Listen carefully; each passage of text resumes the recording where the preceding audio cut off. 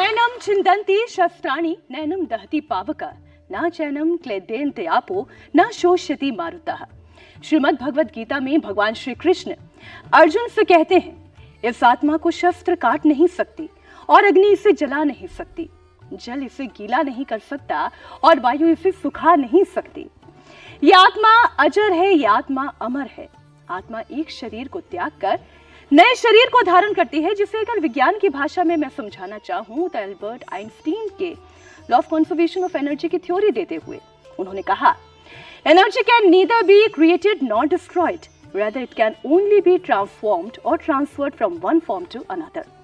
यानी ऊर्जा को ना बनाया जा सकता है ना नष्ट किया जा सकता है, इसे केवल एक रूप से दूसरे रूप में परिवर्तित किया जा सकता है।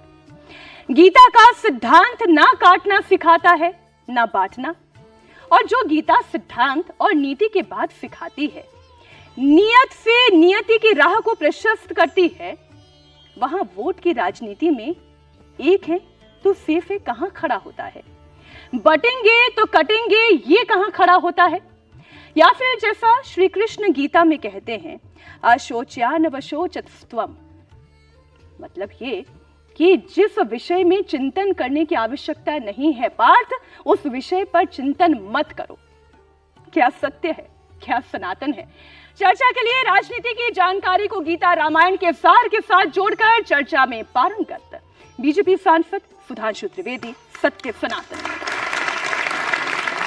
हरे ओम सहस्राजे रेखा पुरखः सहस्राक्षः सहस्रपादः समेगो सर्वतस्प्रकाशः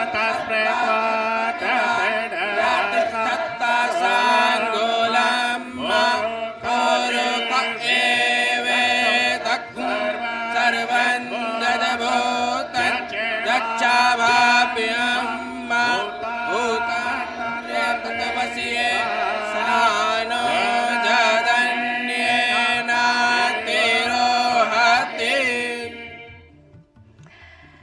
सुधांशु जी, हमारा धर्म सिखाता है धारणा इति धर्म, यानी कि जो धर्म को धारण करता है वही धर्म कहलाता है।